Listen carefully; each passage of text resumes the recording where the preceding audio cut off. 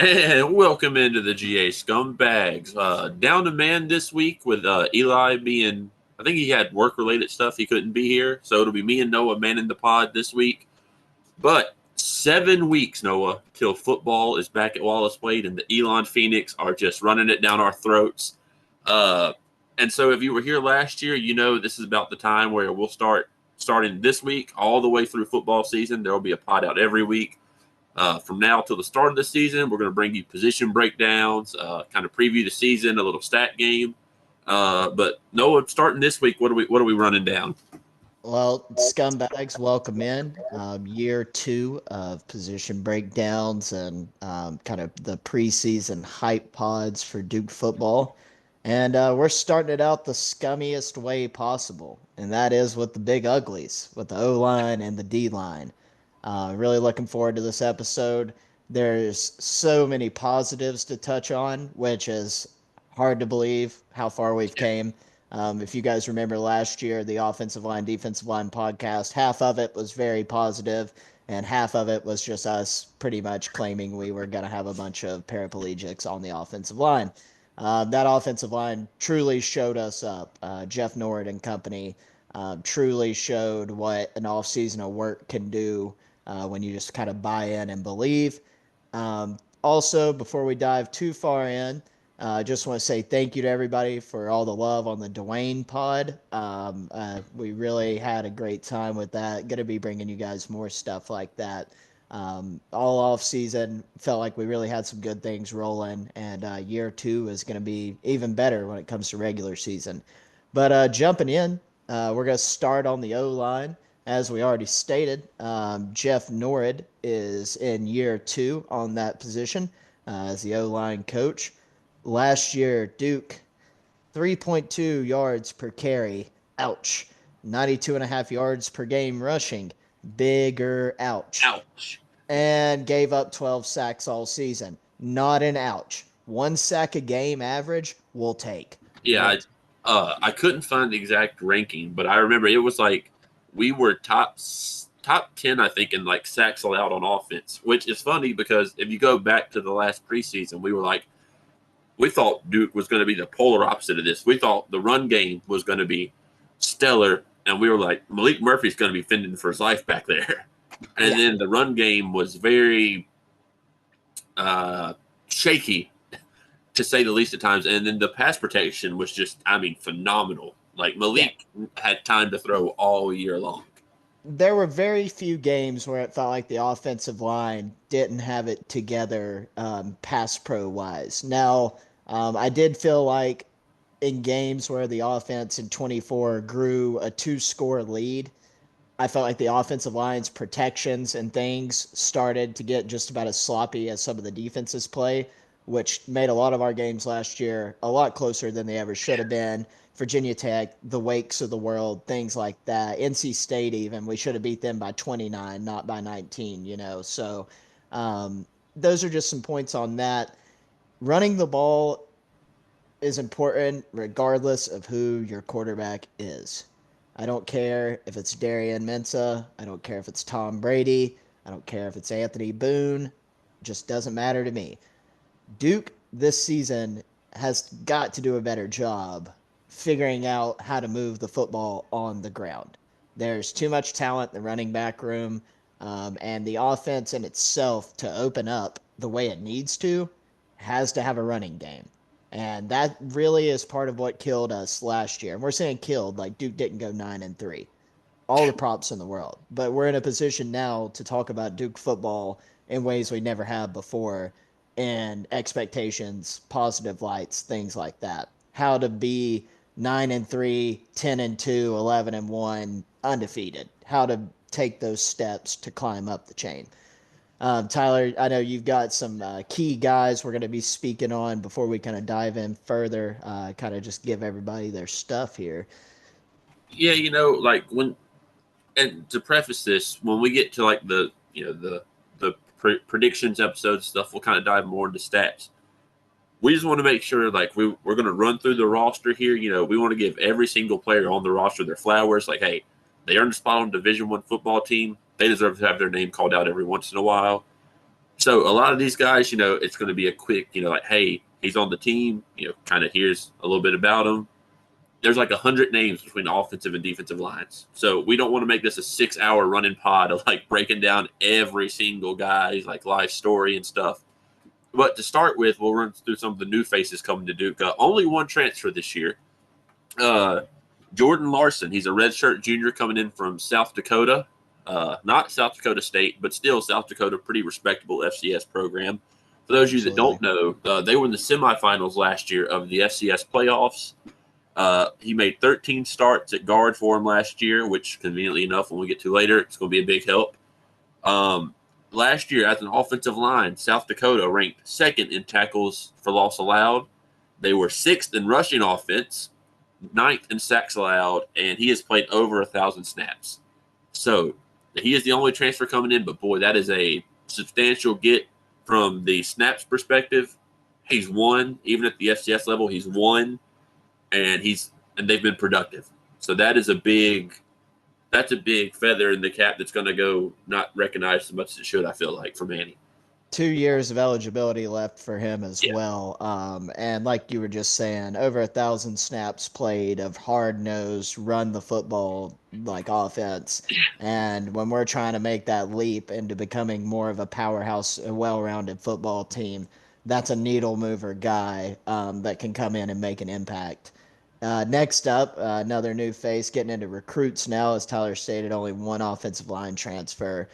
We got our first guy, Daniel Boyd, a 3-star from Las Vegas, top 20 prospect out of the state of Las Vegas. Really looking forward to seeing his developments and things like that. Next guy I'm going to touch on here is Cole Allen, a 3-star from Jackson, Mississippi, recruiting well down in SEC country. He was a top 25 prospect in that state. It's a football-rich state when it comes to high school prospects, so 2 really important gets right there. Yeah, and the big thing is when we go through some more of these freshmen coming in, you're going to realize Duke's gone from, 3 stars are cool, but when you look more in depth at like, we're pulling top 15, top 20, top 30 guys from every state now, like consistently. That's a big step up as opposed to, oh, he's a 3-star, but he's the number, 79th ranked player in the state of, Connecticut. Whereas like now we're pulling even, we'll touch on one right here. Jamin Brown, he's a 3-star from Gadsden, Alabama, a top 35 prospect from the state of Alabama. That's a football state, for those of you that don't know, by the way. And Duke went down there and just snagged him up. To touch on a few more here, we've got Kai Jacobowitz. He's from a 3-star from Carlsbad, California. Evan Scott, 3-star from Augusta, Georgia. Hopefully he plays golf. That would be a waste of a hometown if hopefully he's gotten to play there one time. I just know Evan tears up the Waduke, man. Yeah, he's probably shooting 3 under on the Waduke. Next, we've got Nathan Kutiferis, a 3-star from Springfield, Pennsylvania, top 35 prospect in the state of Pennsylvania. And rounding it out, last but not least. Yeah, last but definitely not least, shout out John Fina, friend of the pod.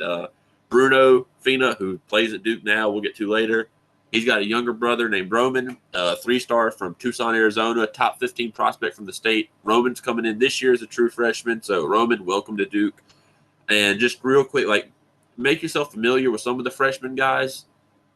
You probably won't hear very many, if any, of their names called this year. Freshman offensive linemen, usually, unless, you're that guy, you probably won't see the field. They'll spend most of this year in the weight room, practice squad, things like that. But those are big names to know for the future. So, yeah, those, like Tyler was saying, definitely some of those guys are names to keep an eye on when it comes to like transfer portal things, keeping key pieces each year, and developing our youth, letting the Feely experience do what it does. And coming up, now we're going to talk about some of the returning guys and getting into kind of some of the starters. First up, I'm going to talk about good old Brian Parker II here, big old BP, always open. Brian's coming into his redshirt junior year.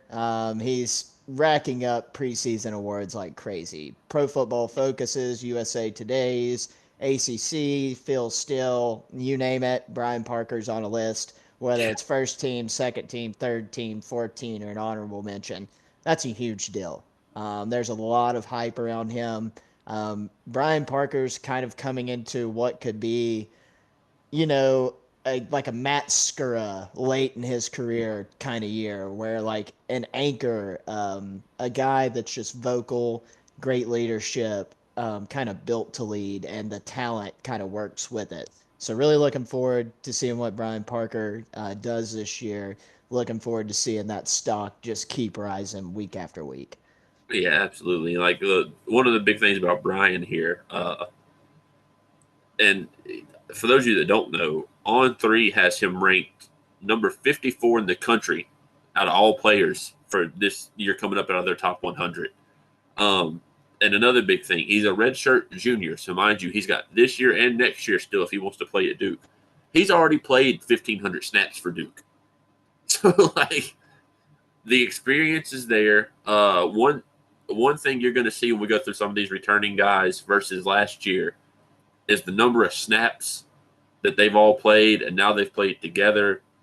I think the experience is gelled now. Last year the only big contributor we lost is Elon Phoenix legend Caleb Krings, who had a phenomenal year. Make no mistake about it. But the core of the offensive line comes back, and it's going to start with Brian Parker and another guy I'll bring. While we're working on the right side, yeah, tell them about that right guard action.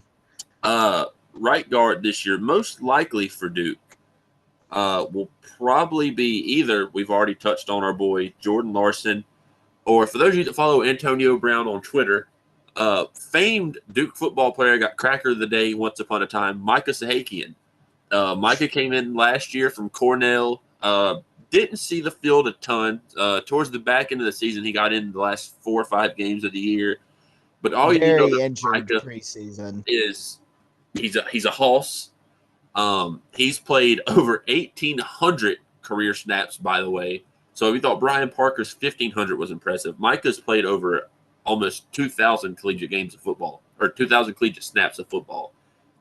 Those are reps you just can't replace. So I think it's going to be a really interesting battle between him and Jordan Larson for that last guard spot on the team. I think that's the only offensive line spot that isn't already set in stone. But it's reassuring to know, like, hey, if Micah or if, Pickett go down, they've both had injury issues before. There's a stud waiting to back them up at least, which is depth I feel like we haven't had in a while on the offensive line. Oh, 100%. And sometimes you got sets where you bring in an extra guard. I formation, please, Jonathan. Everybody read the name. Everybody read the name. Anyways, we're going to the quarterback of the O-line here. Our center. Always good when you're returning an experienced center that you just don't have to worry about. Guys, Matt Craycraft going into his 4th year at Duke, but a redshirt junior. Started all 13 games last year. 14 career starts in total. Played a little over 1,000 snaps. So, I mean, he's been on the field, and yet again, just has kind of been a workhorse for Duke. Had the 10th highest blocking grade last year among all Power 4 centers. Pretty damn good. That's pretty good. Look at list of Power 4 teams. We could rattle off 10 right now. We could rattle off 30 right now that you would think had a better center than Duke, and they didn't. So that's really huge for us. Having a guy that can protect a young quarterback like Mensa, having a guy that can call out protections, get the audibles down, things like that. Just not having to worry about miscommunications up front is really where you can get into your bread and butter of just being appreciative of a good offensive line. Yeah, like Craycraft is one of those guys, and again, 1,000 snaps. So that right there is already Duke's got 4 guys on this year's team that we've gotten to so far that have played over 1,000 collegiate snaps. I forget it. If you go back and find the 2013 championship game against FSU, they show the graphic of Duke's offensive line when we had Patrick and Lake and everybody. And it was like 1,000 snaps, 1,000 snaps, 1,000 snaps, 800 snaps, 1,000 snaps. Like those are reps you just can't get anywhere else. Like you can't simulate that kind of experience. And speaking of experience, our boy Bruno Fina, I swear to God that Bruno Fina might be older than me and Noah combined. He's a grad transfer from UCLA. He was here last year at Duke. He started in 12 of the 13 games last year. He missed the Middle Tennessee State game. I forget, he had done something that happened where he got injured, had to miss the one game, but was an anchor at left tackle. Just last year, by the way, to tell you the kind of kid he is and the toughness he has, he played in 835 snaps last year. One season, he had 835 snaps on the field. He's had 25 starts and he's played in 31 collegiate games. So you can do the math there. Probably close to 2,500 snaps in his career. And if you know anything about his dad, John Fina, Bills legend, just an absolute mean offensive lineman back in the day. It runs in the family, that kind of toughness. So the left side of the line got Bruno anchoring that tackle spot. So we'll be fine over there. And then another healthy Duke veteran. I'll let you pick on this one. Last and certainly not least, redshirt senior, 9th year Blue Devil, my hero, Justin Pickett. Justin's played over 1,500 snaps at Duke, team captain last year. You'd have to bet your ass he'd be a team captain again this year. Yeah, he's a vocal leader. He's one of the guys that will, he'll chirp a defensive lineman, stand up for people, get into some action. Pickett's a great pass blocker. Really need the run blocking on the left-hand side this year with him and Fina to improve tremendously. Both those guys were elite in the pass game last year, but suffered a lot more than the right side did when it came to run protection. So, I think that's a lot that's going to get fixed this year in a year or two with Norrid. And just those are the kind of guys I feel like a second year together and that brotherhood and that bond will just create better outcomes and really help that game get going. Yeah, for those of you that haven't had the chance to see Justin up close or in person before, we last year I remember we started talking about the size of Duke's offensive line. Oh, Duke's been small previously. Credit to Justin's a massive human being. He's a big son of a bitch. And like you said, he's been at Duke. He's seen some things in his time here. He's stuck through it all. So props to him for staying the course of things. Kind of being that guy that people could fall back on. But so before we touch on the other returnees, kind of where we're at for the starting offensive line, projecting that this year, we'll have Bruno Fina's playing at a tackle. We'll have Justin Pickett at guard. Craycraft will be back at center. Brian Parker will be at the other tackle spot. And then, like we said, between Jordan Larson and Micah Sahakian, most likely for that last guard position, I don't feel like there's a wrong choice right there. You're looking at combined 4,000 snaps of football. So, pick whoever you want for that spot. But that's kind of where we're at for the offensive line. And before we touch on these last few guys, I really feel like we'll see I don't say a significant step up because the offensive line was solid last year, but I feel like we'll see a much improved, more together unit all in all from that starting group. 100%. That front five will get some work done for Duke in the trenches. I think they're going to mesh really well with a second year together, just getting the run blocking and stuff fixed. Going through some of the guys that we'll have backing them up this year that were at Duke last year. Just going to start off here with Ryan Daly. Was on the defensive line last year as a recruit, but is switching over to the offensive line. Everybody shout out Daily Eats on TikTok. Absolutely phenomenal series. They just be munching and shit. Usually the food looks pretty good. They've had a few questionable Jersey Mike sub experiences and stuff. But very good content. Ryan's a great kid, young kid. Definitely think that's the right move for him in the future. Just keep bulking up, doing your thing. And next guy I want to touch on is Bradley Smith, redshirt freshman. Played 8 snaps versus Middle Tennessee State. Was listed as the number 5 center in his class. Look for him to be the obvious number two to Craycraft and to be just kind of getting ready all year in case anything happens. But for his, we're going to see a lot of him 2 years after this season, and it's going to be some fun football. Yeah, he's one of those guys that you mentioned earlier where it's like you don't watch his name for on the field this year as much as you watch his name as like that's one of those pieces that Duke's got to keep that'll fly under the radar. If he leaves, it's kind of a big blow for the future. Um, like because Craycraft, if he comes back next year, it's his job. But then after that, we could have 2 to 3 years of Bradley Smith behind that, ready to go, who sat behind Craycraft. Coming up next, we've got Caleb Doris. He's a redshirt sophomore, former 3-star prospect. Last year, he played 43 snaps, got in 9 different games. He has a big special teams place on the kick blocking unit. Friend of the pod next, our boy Jack Small. Almost Jack. almost the first guest we ever had on the GA Scumbags, but Duke stepped in and was like, not so fast. Redshirt freshman, didn't see any action last year, former 3-star prospect as well. And then last two we'll wrap up here before we head to the D-line. We've got Reagan McCraney, redshirt sophomore, who didn't see any action yet at his time at Duke, former 3-star, and was rated as a freshman in the top 35 in the state of North Carolina when he came into Duke. And this is a guy who I think could be a name to watch out soon for. Jamal Allen, redshirt freshman, last year played versus Middle Tennessee State, was the lone game he got action in. He won the award last year for Duke for the top developmental player in the weight room. So he's a Feely guy. And if he's a Feely guy, he's a football guy, which means eventually he's going to be on the field.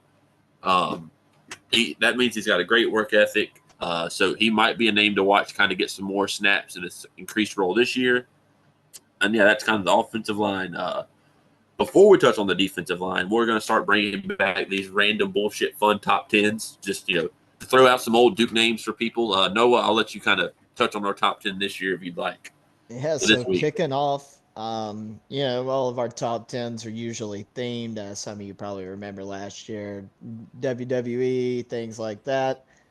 Stewart on the offensive line. Oh yeah. So this year with linemen, instead of picking some celebrity offensive linemen, we're going with our top 10 all-time Duke linemen, offense and defense, to get kicked out of an all-you-can-eat Myrtle Beach buffet. So, and as you all know, Scums, Myrtle Beach Bowl, Duke. I don't know what we got to do to pull strings, but let's get to the Myrtle Beach Bowl. We yearn for Myrtle Beach. We yearn for this over in the Scum. So I'm gonna rattle off my list, let Tyler rattle off his, but we've got some good ones in here. Yeah, there's some quality callbacks. So my 5 are Carlos Ray. If you know, you know. Just a guy I feel like would just demolish everything in his sights. Lucas Patrick. I actually just saw on his Instagram story he was having whipped lemon ricotta blueberry waffles tonight for dinner. Oh my God. Yeah, tearing up anything that gets in his face. That NFL body is still around. Yeah.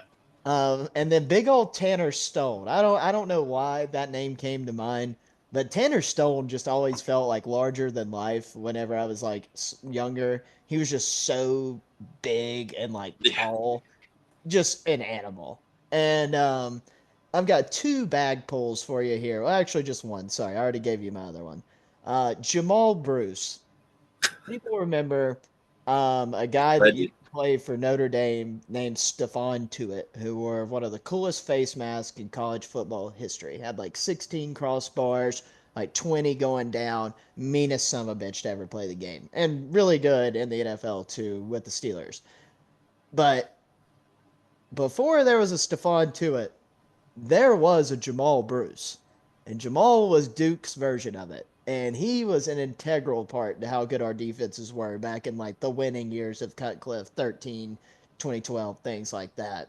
I just know he could flip a buffet over. I mean, flip it over. it would take SWAT to get him out of Krabby Mike's. And then last but not least, friend of the pod, last week's guest, big man Dwayne Carter. We all know he could tear it up. Newly married Dwayne Carter, by the Yeah, way. shout out Dwayne and Mrs. Carter. Happy scum marriage. We're super proud. Everything looked beautiful.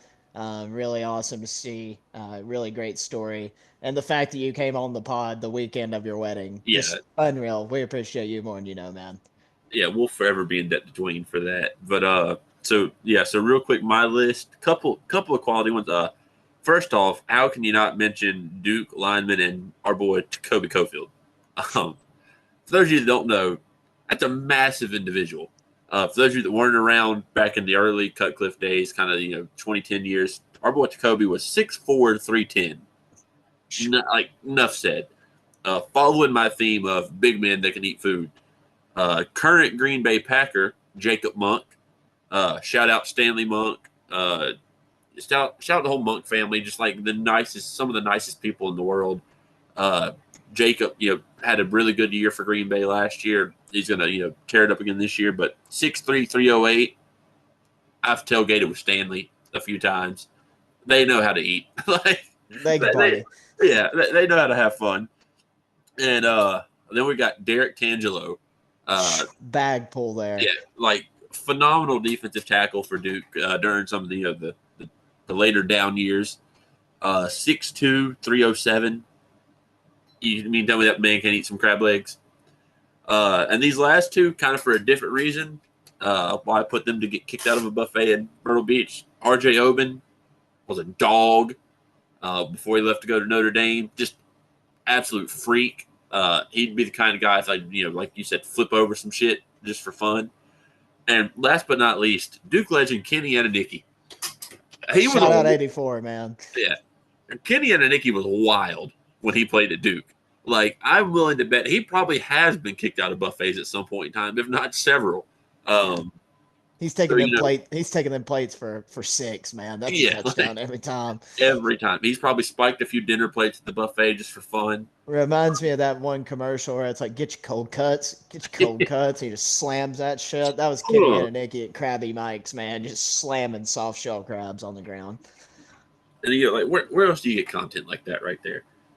Yeah, you can't make that up, man. Yeah. Duke football is so deep, you just couldn't even imagine. Like, not to toot our own horn, but some guys that know ball, we can also just talk about anything. And that's what makes the scumbags so scum. And what's more scum than one of the nastiest defenses in the country? Some might say a top 10 defense. I'm starting to feel like we're maybe a top 7. I think we're around the 7 hole. And 5 is not crazy to say by the end of the year, Tyler. I'm all for what you just held up on your hand. But right now, I really genuinely see Duke as about the 7th best defense in the country. And there's a lot of reasons why. A lot of talent, and it starts up front. And it starts with a nasty old group of individuals mixed with some really young guys that are just off the charts, best players Duke's ever had walk through the doors when it comes in recruiting. Yeah, absolutely. Just to start off with our coaches, Duke does not have one defensive line coach. They have defensive end coach and defensive tackle coach. Harlan Bauer, recruiting god. Dog. And absolutely phenomenal coach of the game in itself. His recruiting is something else. But when it comes to X's and O's and the development and seeing the guys change over the past few years is just unreal. Harlan is that dude. And then coaching the tackles, nobody scream or be scared. It's not special teams. Our boy Gabe Infante, he coaches the defensive tackles and he does a damn good job at it. Hell of a recruiter, by the way. Hell of a recruiter. Yeah, everything except punts. Jesus. But like real quick, because I would make sure Harlan gets his flowers. I don't think people really appreciate the job he's done. So there's like he was here for Cutcliffe, he was here for Elko, and he's here for Manny. So 3 different coaches saw him at Duke and said, "I want you back." Like you were the one guy that I want to stay here at Duke. Like we wouldn't be where we're at now if it wasn't for him. Kind of like how we felt last year with Coach Willie Rip. Um, give him hell down at Florida Atlantic. Willies were always on our forehead. Yeah, give him hell at FAU. But like Harlan Bauer is such a big piece to the defense that doesn't get talked about or credited enough. And yeah, Coach Infante. Yeah, we'll just move on. Damn good. Damn good. In 10 out of 11 aspects. Yeah, but boy, that one. Boy, that one just happens to be important. And we'll touch on special teams in an episode as well. Don't worry, guys. We're going to try to hope for the best, but there's a lot to think about here. But we'll dive into that at a different time. Starting in with new faces. Got one transfer again. It's really not a deep list of new faces. Duke kind of had a deep defensive line room already. But first off, we got Josiah Green, our only transfer. He is from Dartmouth. Go figure. Duke and Ivy League schools with decent football players that want to go to Fuqua. They always end up here. Played in over 30 career games. All Ivy second team in 23. All Ivy first team in 24. Almost 1,000 snaps total played. Just a guy that over the off season we've seen some videos. Now, is that turning into anything? His weight room stuff, we don't know. Weight room and football talent, they go together, but they don't necessarily, you can lift all the weights in the world. That'll make you a damn good football player. So we'll see how it goes. But it's kind of like, is it another Ozzie or Alex Howard kind of vibe? Is it another grad transfer coming from an Ivy or another decent school and just kind of being a damn good ball player? And that's what we're hoping for. And of course, that's what we want to expect. Yeah, the big thing with him is when you go and look at the defensive line, I don't know. I'm sure he'll see some action, but I think he's more of kind of coming in to be an old head, essentially. Like it's a young group for the most part, considering. We've got a few old guys on there. The guys we have that are old are really old. We'll get there in a little bit, but I think he's really going to come in and be more of like a mentor piece for a lot of the guys. But it's nothing like all Ivy second team and then all Ivy first team. Nothing to sneeze at. 800 snaps. And when we get to the wide receiver room, I'll touch on this again too. I just even though the ACC isn't the SEC or the Big Ten, there's still a sizable jump in Ivy League size and Ivy League skill versus ACC level size and ACC level skill. So I'm always weary on how that's going to translate, especially in the trenches more so. But it'll be interesting to see. And we've got 4 freshmen coming in this year. That's it on the D line. Boy, do they count.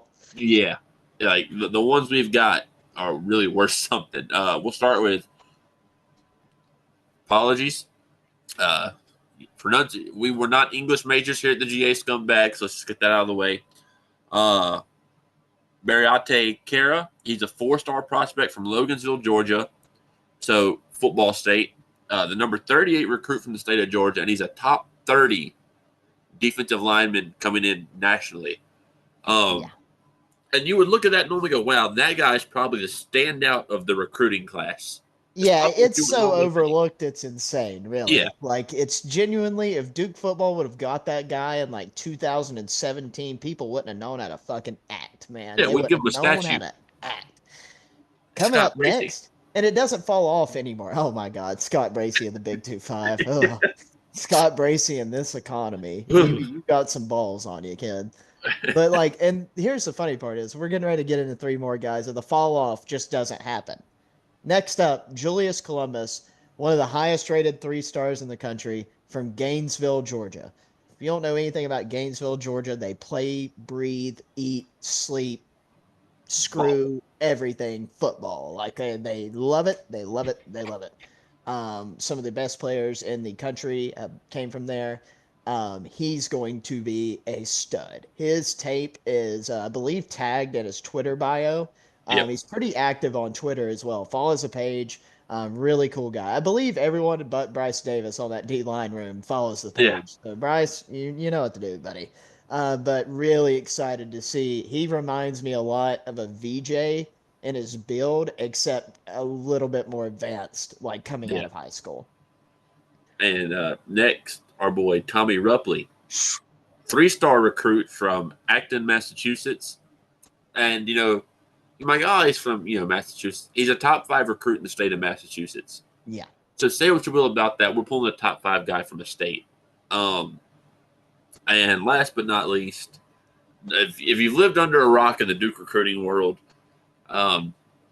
this is one of the most stacked classes Duke's bringing in, although next year's looking pretty damn good. Manny's been on a roll for next year as well. But there's this kid named Bryce Davis, and 4-star recruit, fringe 5-star. Like truthfully, Yeah. consensus top 70 recruit in the nation. If Bryce Baker wasn't playing quarterback at East Forsyth and going, where he's going, he'd be the number 1 commit in North Carolina. Instead, he's ranked number 2. Top 7 edge rusher in the country. 2024 Sports Illustrated National Defensive Player of the Year. Max Preps All-American. And the funny part is he wasn't coming to Duke. Well, he was. Then he wasn't. He was for an hour. Yeah. And then he wasn't an hour later. Yeah. The day of his commit, it was like, oh, he's coming to Duke. He's coming to Duke. And then in like the midnight hour, Dabo Swinney pulled him back into Clemson. He commits to Clemson. Props to Manny. Manny didn't give up. They stayed on his ass. And not even, 2 weeks later? Less than 10 days, I'm pretty sure. It was Clemson knew he wasn't going to stay. That was the most fraudulent. Yeah. He just, I almost feel like he just picked the wrong hat. You know what I mean? Like, and that's the funny part, is though he commits to Clemson, group chat's just like, losing it. Everybody's like, God, everything we read this morning up until like 10 minutes before from people on the ground, boots on the ground, he was a Blue Devil. And like, even like Harlan Bauer and Manny Diaz, I believe, when they were there, pretty much knew that it was them. Yeah. But there's 2 people to thank here. 2 people. First up, Harlan Bauer. Nobody recruited Bryce Davis harder and got that swing to get him back to Duke. But secondly, Krimroy. Krim, the president. You guys know our social media guy, Krim, does all the great edits, is getting ready to start cooking up some more stuff for us whenever the regular season rolls around and we get some game film, summer camp edits, things like that. But Krim created like 8 Bryce Davis burner accounts, all with just one goal in common, and that was just begging Bryce Davis, like hands and knees, shamelessly begging for him to come home and come to Duke.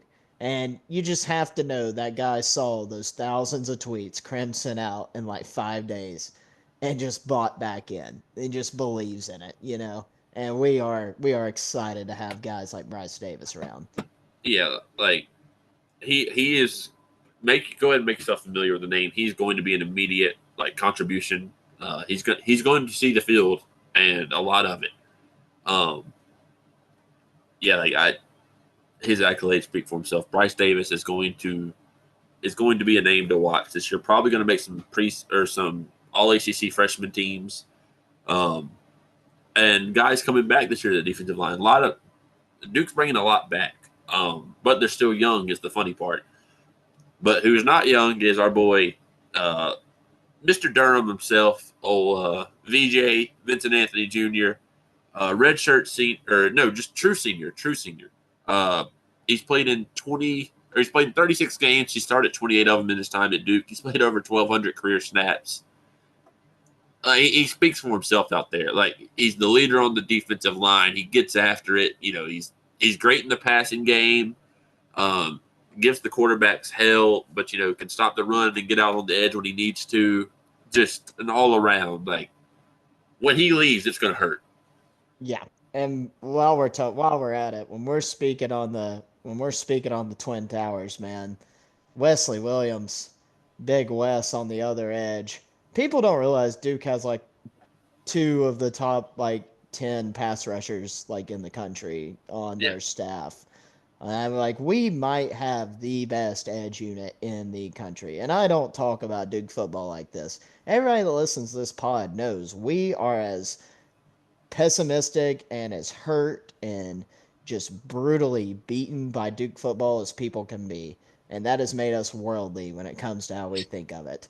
And we, this is not us just spewing optimism for the sake of you guys and for views, but it's truly like how we're thinking of these kind of guys. Wes, as you guys know, has been with Duke for a few years, redshirt junior, all ACC honorable mention last year. 27 games, 15 starts, 1,100 snaps played. Just a dog, and gets better every year. And like that's scary because the fact that him and Anthony can both improve over the offseason and going into fall camp now, just it's a scary sight to be a quarterback in a Duke game on your schedule. Yeah, I mean this is reminiscent of, and not to compare the two, because I mean these two guys were outstanding in their own rights, but this is similar to like when we had Demukage and Rump running side by side, except we've got Demukage, Rump, and now we've got Bryce Davis. Like it's just going to be wild. And some guys played last year that you might not have recognized that got a lot of field time. Tyshawn Reed, true sophomore, uh, played in all 13 games last year. One of just four true freshmen to do that. We'll touch on the other ones when they get here. He was a three-star recruit coming in, played 278 snaps. One of the other four true freshmen to play in all 13 games last year happens to be another defensive lineman, a guy I have been high on that I hope has a Wesley Williams breakout sophomore year kind of year this year. Preston Watson, going to be a true sophomore. One of the other four that played in all 13 games, saw 214 snaps last year, former three-star. I'll let Noah speak on his boy Kevin O'Connor real quick. Yeah. Kevin, my disdain is not anything that's warranted. I'm just a shitty person. Um, I've seen so many of you roll through Duke, man. Like we used to only have Kevin O'Connors, We used Chris to Combs, only stand up. Chris Combs. Hey, shout out Loopy, man. That's his uncle. That's Loop's uncle, man. Shout out Loop. You got one of our scumbag brethren and group chat faithful, Loopy. Give him a follow, HK Loop. He endeavors in two things, and that's weather and Duke football. And it turns out that his cousin is not his uncle, but his cousin is Chris there that Tyler was speaking on. Very cool stuff. Duke and the Scum runs so deep. But getting into some more important stuff here. A guy that I really and like Tyler also was pretty high on last year, Kobe Smith, Yeah. redshirt freshman, played his 4 games, then put on his red shirt, sat the rest of the year. Highly rated recruit.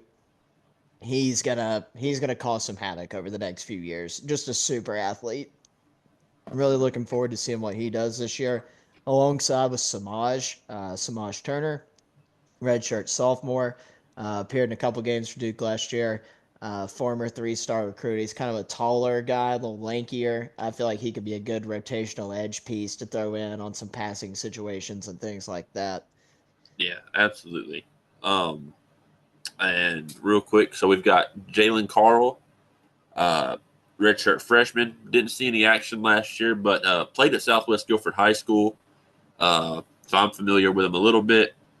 Participated in the Shrine Bowl, which is kind of the all-star game between North and South Carolina, and as well as the NC East-West all-star game.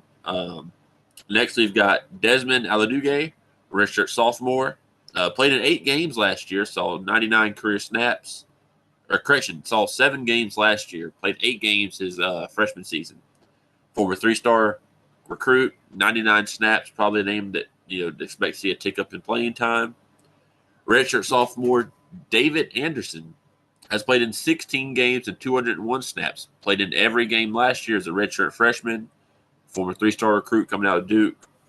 Terry Simmons Jr., redshirt sophomore. Saw action in 3 games last year, former three-star recruit. So there's one thing you notice, a lot of redshirt freshmen, a lot of redshirt sophomores, a lot of three-star guys, kind of all in a log jam together. So it'd be interesting kind of who steps up and fills in some roles. One guy that's not a redshirt freshman or sophomore is Aaron Hall. Aaron Hall is a redshirt senior. He has been for 10 years now. Pretty sure Aaron Hall got recruited by Coach Roof back in the day. Ted's big hit. Yeah, like that was the one. That was Ted's like shining achievement was signing Aaron Hall. Feels like he was lining up with Vince Ogabossi and shit, man. I'm telling you. And He like played that's with- no dunk on you, Aaron. We are big Aaron Hall fans. You're a dog. But like, holy hell, dude, do you not have a double doctorate by now, brother? Like we gotta be a double PhD. But Aaron last year was an All ACC honorable mention, so props to him. Team captain last year. Again, assume like he would be again this year. No reason not to. He's played over 1,000 snaps, 39 career games. He started 13 of them. So like Aaron Hall, redshirt senior, Vincent Anthony Jr., a true senior, and Josiah Green, the transfer from Dartmouth. Other than that, Wesley Williams as a junior, and other than that, Duke's got all sophomores and freshmen on that defensive line. So like it's going to be a young group, an exciting group. They're going to fly around. Manny's going to cause his havoc like he always does. But, like, that is going to be a fun group to get to watch as they, like, gel and, like, watch come up through the years. Because, and I don't want to say, like, losing Aaron and VJ won't be big losses. I don't want to say that because they're going to be big losses when they leave. But, like, when you just look at the future, like, it's hard to be upset about the future of the defensive line, despite losing those 2 key guys after this season. Although Aaron Hall might come back, who knows? Aaron's gonna come on as a GA next. He's gonna be a chief grad assistant. But yeah, that's getting into kind of the wrap up. Offensive and defensive line, last year, like we reiterated at the beginning of the pod, we had a lot of question marks on offense. This year, and last year as well, defense, we really didn't. We knew what we had. We thought maybe some different guys might step up that didn't. Nothing wrong with that. We thought that about a few people last year. A couple of players that aren't with Duke anymore that we predicted to do pretty well that didn't. That's just kind of how it goes. Take it with a grain of salt. But this year feels a lot different. The vibes of the offensive line and the defensive line feel more so controlled in a sense that they're going to come out there week 1, clock in, clock out, do their job, go home. That's just the kind of business I feel like this group brings to the table on both sides of the ball. Very professional.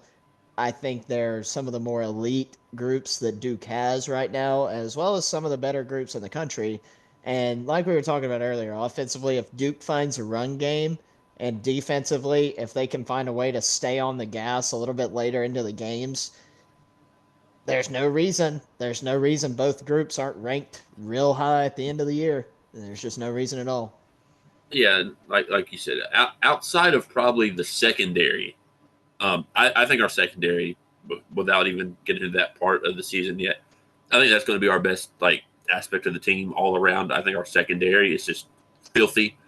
But I think secondary aside, these are going to be, like you said, probably 2 of the most the defensive line is going to be tough to improve. Offensive line will be probably the most improved unit all around this year. Defensive line is probably going to sustain where they're at. And we want to start with these 2 because, folks, it's plain and simple. If you can't win in the trenches, you're not going to win.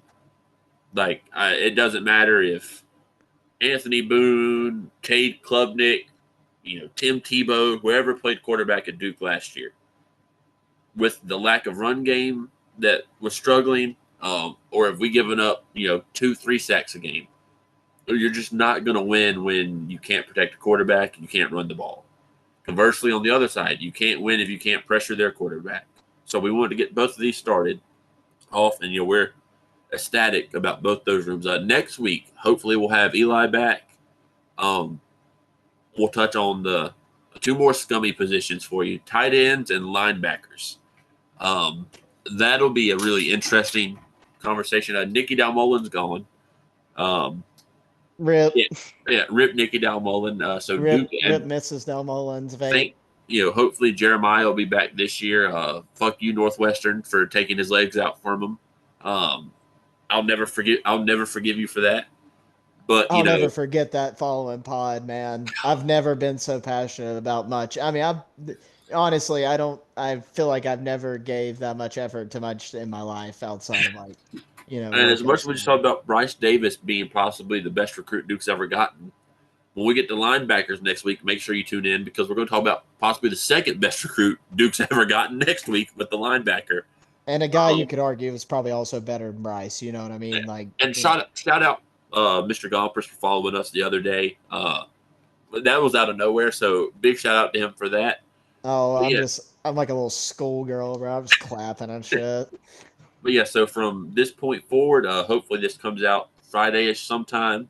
But from this point forward till the end of the football season, you'll have scums every week. Like I said, hopefully Eli's back next week. But till then, stay scummy.